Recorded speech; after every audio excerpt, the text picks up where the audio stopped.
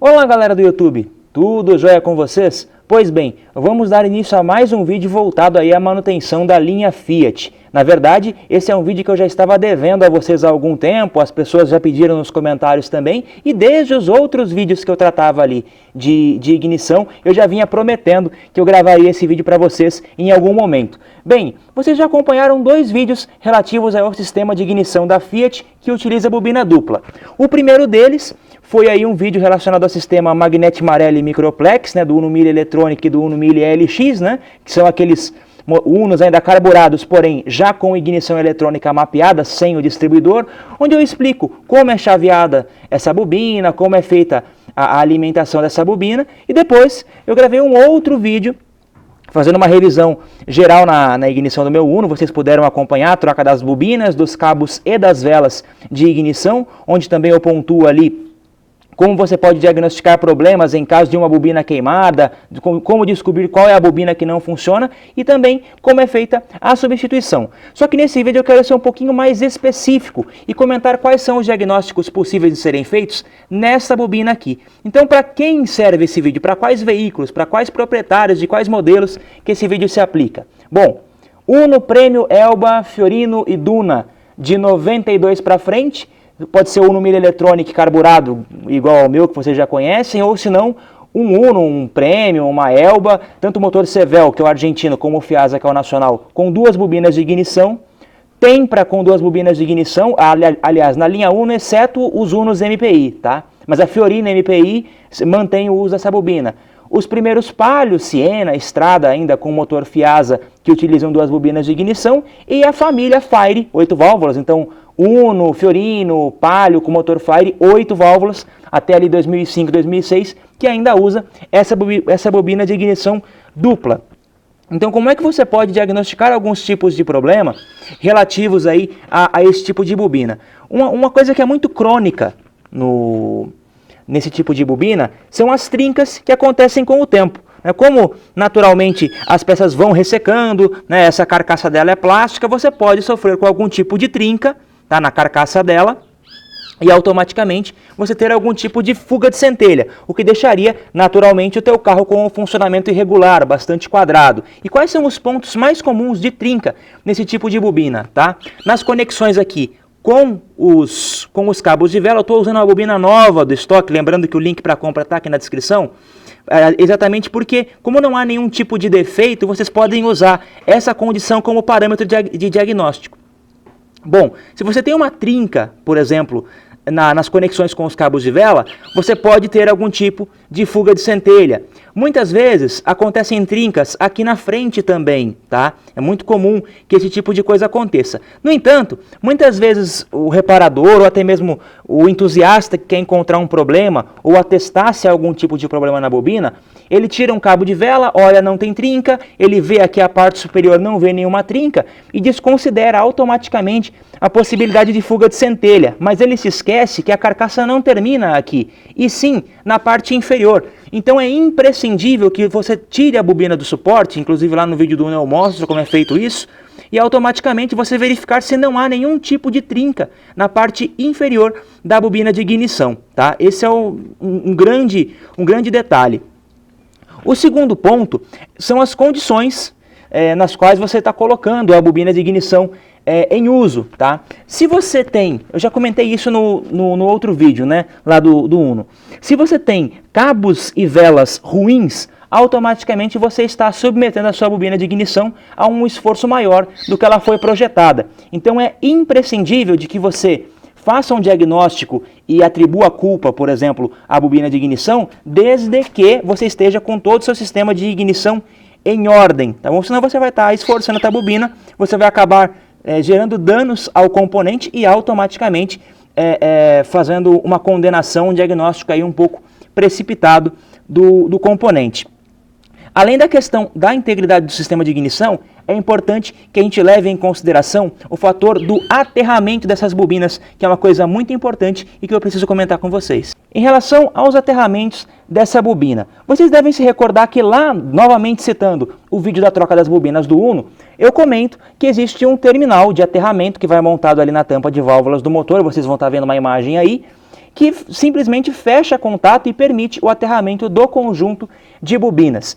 No entanto, a gente sabe, os nossos carros eles vão para lá e para cá, rodam, muitos Unos principalmente, rodam em região de zona rural, cidades do interior que tem muita terra, o pessoal de Minas Gerais que sofre muito aí com a questão do minério que acaba bagunçando um pouco a questão da integridade dos conectores elétricos e precisa de uma periodicidade maior na manutenção desses itens, em virtude do local que eles rodam, das condições que eles colocam os carros.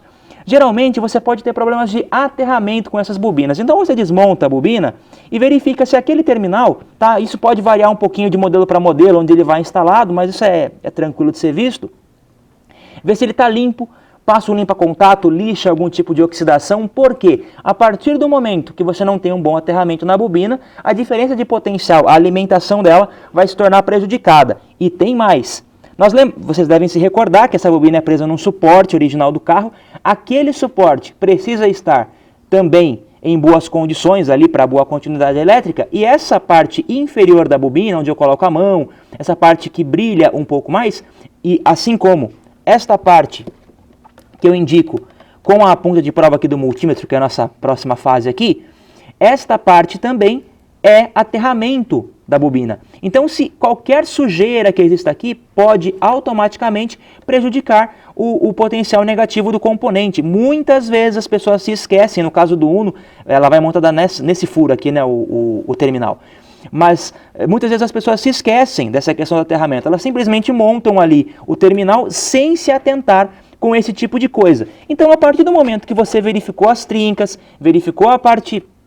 Partindo do princípio que não tem nenhuma bobina queimada, mas sim um funcionamento irregular. Você verificou a parte elétrica e tal, mas você quer verificar a saúde de uma bobina ali de ignição, nós temos o terceiro passo que é um tanto quanto importante, que é o teste resistivo do circuito primário e do circuito secundário. Falemos agora do teste resistivo dessas bobinas aqui para a linha Fiat, usando uma bobina nova como parâmetro, porque aí vocês não vão ali ter muitas dúvidas em relação ao que vocês podem encontrar em matéria de valores. Quais são os dois testes que você pode fazer resistivos numa bobina de ignição, tipicamente e especificamente, nesse caso aqui, da bobina da Fiat? Você tem as duas saídas para os cabos de vela que constituem o secundário da bobina. E aqui embaixo nós temos o conector, né, de alimentação de positivo e o pulso negativo, que constituem o primário da bobina de ignição. Então, como é que você faz o teste, por exemplo, do primário? Você vai colocar o seu multímetro na escala de resistência, nós já vamos entrar em detalhes em relação aos valores, tá? E vão colocar uma ponta de prova em um contato do primário, tá? Pouco importa a ordem aqui, tá? Não tem problema de polaridade. Nesse caso em específico não há. Você vai fazer o seguinte, vai colocar uma ponta de prova em um terminal e a outra ponta de prova no outro terminal. E você vai ver o valor resistivo da bobina. O secundário funciona da mesma forma, porém o que você vai levar em consideração é a saída dos cilindros. Então você vai colocar uma ponta de prova aqui, né, claro que no condutor elétrico, e a outra ponta de prova aqui na outra saída do cabo de vela. Ainda que a gente saiba que o envio entre aspas, né, mas a continuidade da centelha aconteça nos dois terminais quando a bobina é chaveada, mas o teste resistivo é feito da forma aí que eu pontuei. Bom, o primeiro ponto é o seguinte, nós temos que levar em consideração um ponto importante. As primeiras bobinas que vieram para a linha Fiat tinham até um layout diferente da parte superior aqui do circuito, e depois ali da linha Palio, da linha Fire em diante, essas bobinas começaram a ter este desenho. Então é nítido que houve alguma modificação interna nessas bobinas, e os fabricantes, a Bosch, NGK, Marelli, todos os fabricantes de bobinas unificaram a produção para os modelos novos e para os modelos mais antigos. Então, automaticamente, essa bobina de reposição da Fiat hoje, ela atende a mais de um código genuíno da Fiat. Então é natural que você encontre disparidades, pequenas disparidades em valores de resistência, diante do que, por exemplo, era indicado para os modelos mais antigos. No entanto, isso não gera nenhum tipo de prejuízo, nem no funcionamento do carro, uma vez que a bobina foi modernizada, ela foi atualizada, ela foi aprimorada pela montadora, então você não vai ter nenhum tipo de prejuízo. E você pode seguir, até mesmo para veículos mais antigos, os parâmetros que são atribuídos às bobinas dos veículos mais novos. Esta bobina mesmo da Bosch atende a diversos códigos da Fiat. Aí eu quero relembrar vocês uma situação. Aquele vídeo sobre o microplex, né, que eu já comentei aqui no canal, naquele vídeo eu cito um artigo excepcional que existe disponível e gratuitamente na internet sobre o microplex, a ligação do módulo, a função de cada cor de fio no chicote, assim por diante. E lá naquele artigo existe os dados resistivos para as bobinas genuínas do Mille Electronic e do Mille LX. Como elas eram as mesmas dos Unos monoponto e dos derivados ali daquela época, né, da família Uno, a gente pode atribuir esses valores também para aqueles derivados e até mesmo para os modelos mais antigos. Aliás, para os modelos mais novos, a linha Fire, por exemplo, família Palio e assim por diante. Mas como essa é a única informação que a gente tem de uma forma mais acessível, nós vamos levar aqueles valores em consideração para fazer o diagnóstico aqui, para simular um teste resistivo. Um dos exemplos é o seguinte. Eu vou colocar para vocês aí uma captura de tela daquele artigo onde mostra que o circuito primário tem ali uma resistência padrão ali de 0,55 ohms, é uma resistência bem baixinha com uma tolerância de mais ou menos 10%. Eu seria mais generoso, até daria uma tolerância maior.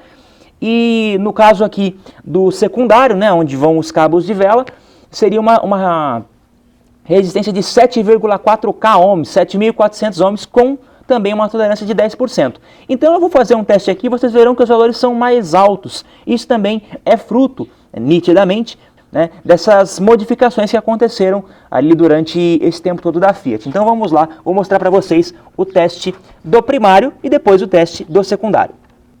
Bom, o teste do primário vocês podem estar vendo, né? Claro que oscila a resistência só de mexer aqui as pontas de prova, mas dá praticamente 1 ohm. Estou aqui na menor escala, tá? De resistência para poder fazer o do primário, que seria 0,55. Como eu disse a vocês, essas alterações até um pouco maiores não comprometem, uma vez que houve essa modificação aí nas bobinas por parte da linha Fiat. Vamos agora para o teste no secundário. Vejam lá, 8K260 foi o valor que praticamente estabilizou. Então, o que nós temos que levar em consideração aqui? Primeiro, a modificação das bobinas e que a gente não precisa também levar os 10% como tolerância, uma vez que as bobinas novas, eu fiz o teste em mais de uma e a gente vê que realmente o parâmetro atualmente é esse. Apenas para título de informação, das bobinas que eu tirei do Uno, uma era original ainda Marelli, com quase 30 anos de uso, e a outra era aquela paralela que eu não citei a marca que estava sendo aplicada. A Marelli tinha valores muito parecidos com essa nova, mesmo com quase 30 anos de uso. A paralela tinha praticamente o dobro das duas resistências dos dois testes resistivos. Aí sim você começa a ter grandes problemas no que diz respeito aí à tensão de saída no secundário e, a partir do momento que você tem uma bobina muito boa e uma bobina que começa a ter essas disparidades muito grandes, é notório que, ainda que indiretamente, existe uma variação aí no tempo de combustão dos cilindros, o que nunca vai permitir um ajuste fino do teu motor, principalmente se for um carro carburado. Bom, em suma é isso. Se você tiver algum tipo de dúvida, coloque aqui nos comentários, deixe seu like, se inscreve no canal e clique no sininho para saber toda vez que mais dicas, mais vídeos do Uno que o povo tanto me pede apareçam aqui no canal. Lembre-se que é sempre um enorme prazer tê-lo aqui, um grande abraço e até o próximo vídeo.